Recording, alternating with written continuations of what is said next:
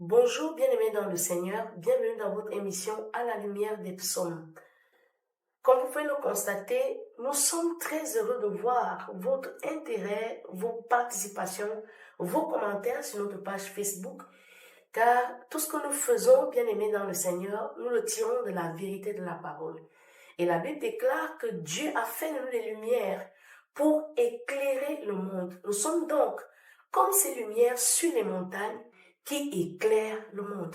Aujourd'hui, nous t'invitons dans la lumière du psaume 40. Bien-aimés dans le Seigneur, la parole de Dieu nous enseigne que Jésus-Christ n'est pas seulement venu pour les guérisons. Il n'est pas seulement venu pour les miracles, mais il est aussi venu pour que tu puisses connaître le chemin pour retourner vers le Père. Et la Bible déclare, il est donc le chemin, la vérité et la vie. Est-ce que quelqu'un t'a parlé d'un chemin quelconque pour aboutir à la guérison? Bien-aimé, aujourd'hui, nous allons te présenter l'unique et seul chemin dans lequel la contrepartie ne sera pas plus grave que le problème qui t'a amené. Et donc, Jésus-Christ étant le chemin, la vérité, la lumière et la vie, nous allons t'expliquer toutes ces choses à la lumière du psaume 40, car souvenons-nous, nous l'avons dit ici, les psaumes sont des exercices d'application de notre foi. Et lorsque l'on lit les 2 premiers versets du psaume, on a déjà l'énoncé. Et la foi vient de quoi? Elle vient de la parole. La parole, c'est laquelle? C'est la Bible, c'est la parole de Dieu. Lorsque tu lis la parole, elle te procure la foi. Et c'est par la foi que nous sommes agréables à Dieu et que nous recevons de lui. Car la Bible déclare que ceux qui s'approchent de Dieu croient qu'il est le rémunérateur de ceux qui le craignent. Parce que Jésus-Christ est le consommateur de ta foi. Bien-aimés dans le Seigneur, les émissions de LTDE sur la lumière des psaumes ne sont rien d'autre que des exercices d'application pour ceux-là qui demandent mais à quoi est-ce que ça rime tout ce que l'on fait autour de l'évangélisation. Peut-être que tu n'as pas encore donné ta vie au Seigneur. Peut-être que tu te trouves dans une situation où tu tergiverses. Il y a plein de choses qui se présentent devant de toi et tu ne sais quel est le chemin que tu dois suivre. Bien-aimé dans le Seigneur, aujourd'hui nous allons te présenter le chemin. Le chemin pour sortir de toutes ces difficultés de la vie et les conditions par lesquelles un chrétien qui a déjà la foi doit passer et avec cette espérance comme Jésus-Christ qu'il aura le secours de l'Éternel.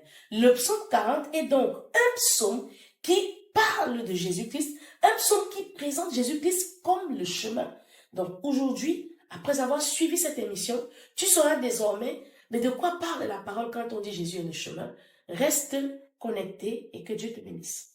Et donc, quand tu as pris soin de ta famille en ayant donné tout le meilleur, et qu'en retour tu moissonnes de l'ingratitude, tu n'as pas le sentiment que la personne pour qui tu donnes tout est consciente de ce que tu fais, bien aimé, aujourd'hui tu sauras que Jésus-Christ est le chemin par excellence par lequel tu dois passer pour que cette situation-là ne te vole pas ta joie, ne te vole pas ta paix. Bien-aimé, le psaume 40 parle de Jésus. Dans la première partie du psaume 40, on voit les cris, les lamentations. Et dans la deuxième partie, on voit comment le Seigneur a l'assurance de ce que le secours de Dieu ne manque pas. Et à quel moment est-ce qu'on commence à ressembler à Christ? À quel moment est-ce qu'on commence à marcher par le chemin que Jésus-Christ a frayé pour devenir cet exemple-là, cette lumière qui éclaire autour de nous? C'est lorsque les obstacles et les embûches que nous traversons, bien-aimés, que nous supportons, nous le faisons pour un peuple désobéissant et coupable. Lorsque le Seigneur Jésus-Christ vient d'être sur la terre, bien-aimé dans le Seigneur, il a chaque jour la conscience de ce qu'il est venu mourir pour un peuple désobéissant. Souvenons-nous qu'il est le Créateur. La Bible déclare qu'à la fondation du monde, il était là. Tout a été fait par lui et tout subsiste par lui. Lui, Jésus-Christ, est la parole. La parole qui sort de la bouche de Dieu et qui entre en collusion avec ces entités-là dans le livre de la Genèse, à savoir les ténèbres, les eaux, l'obscurité au-dessus de l'abîme et le Saint-Esprit qui se mouvait sur les eaux. Donc, cette lumière-là que tu as besoin de trouver aujourd'hui, c'est la parole. Jésus-Christ est la parole.